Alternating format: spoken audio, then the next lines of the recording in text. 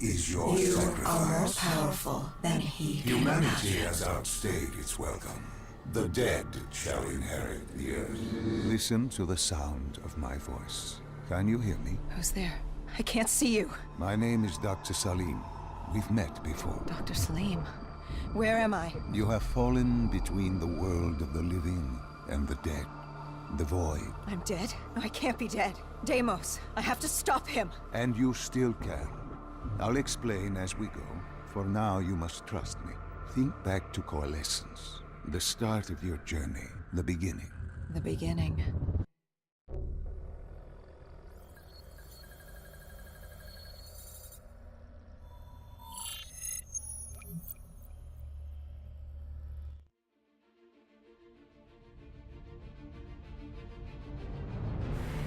It started at Coalescence Singapore in 2070.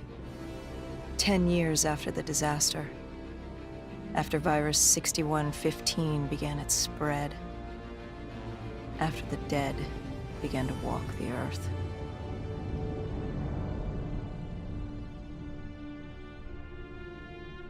We'd lost comms with John Taylor's squad, another undead extermination team. Dead killers, we were called. With our cybernetic augmentations, we were impossible to infect. We were trained to terminate the undead.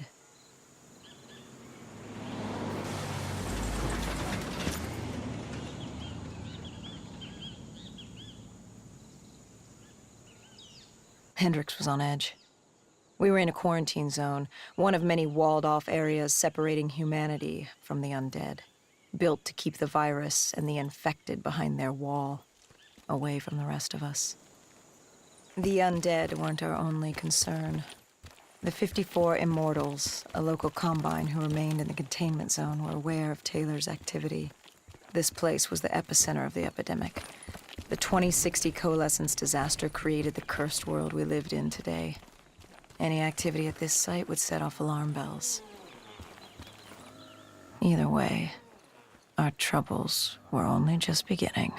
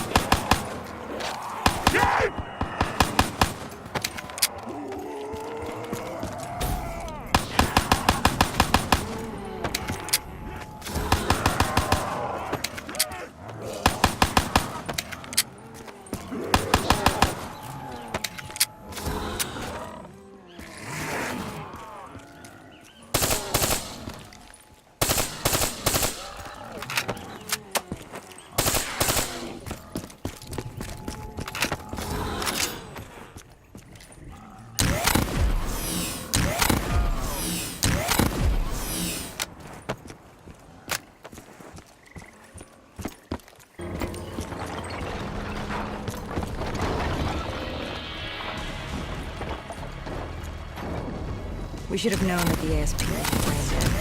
If we were going to bring it down, we'd need to disable his shield and find a rocket launcher.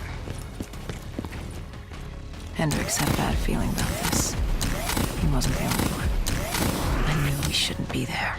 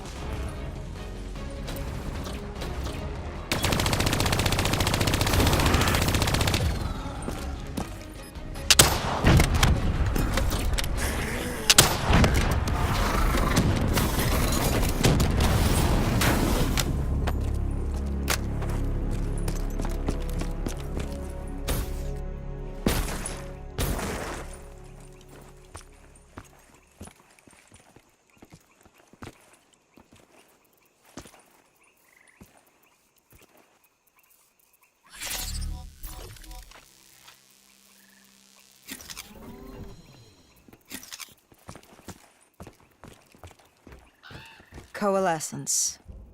Enhance yourself for a better tomorrow. They'd been the forefront of technology, always wanting to improve the individual, the future of you. What happened? What went wrong? The Coalescence disaster happened. Virus 6115 spread throughout Singapore and strains popped up all over the world. Governments built these quarantine zones to house the undead, a way for the populace to ignore what was happening. 10 years on, and it had worked. We put it out of mind. Ignorance was bliss. What was so special about this operation?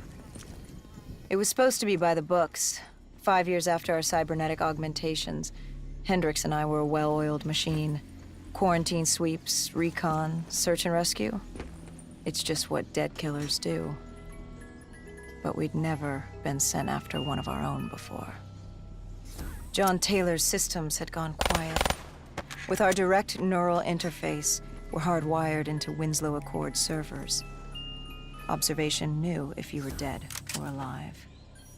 For Taylor to be neither, that was unusual.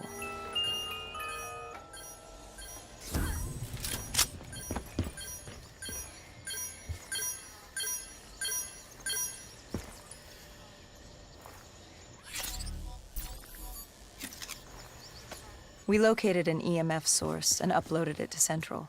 It was a 54 Immortal audio log, detailing unusual activity coming from the server room at the lowest level of the building.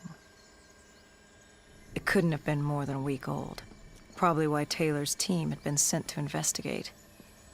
Hendricks activated a recon drone to scan for life. We picked up a signal coming from far below.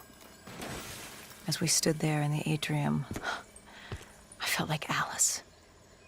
And we were about to jump down the rabbit hole.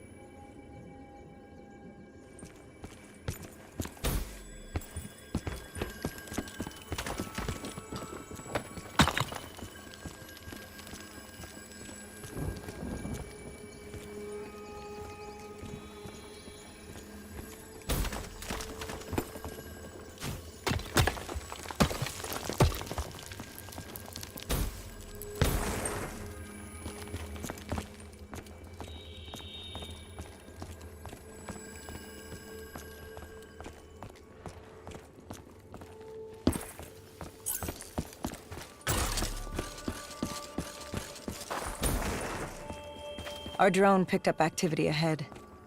We should have known we weren't alone down here.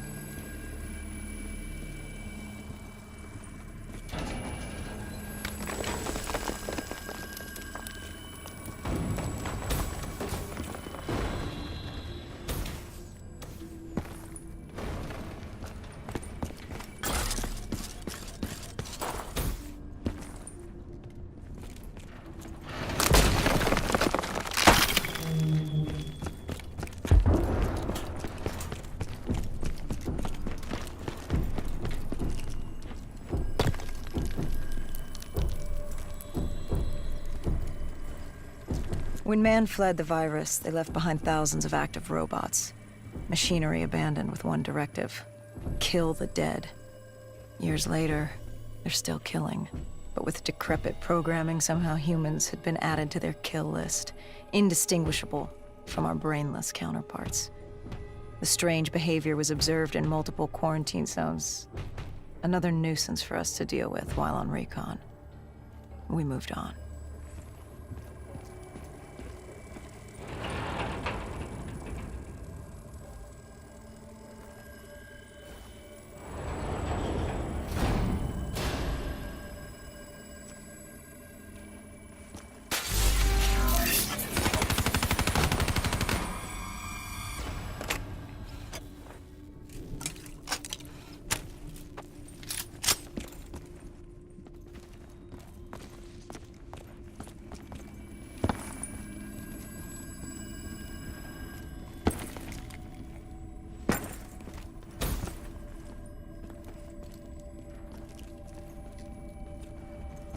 We reached the silo's floor, but the signal came from lower still, below Coalescence.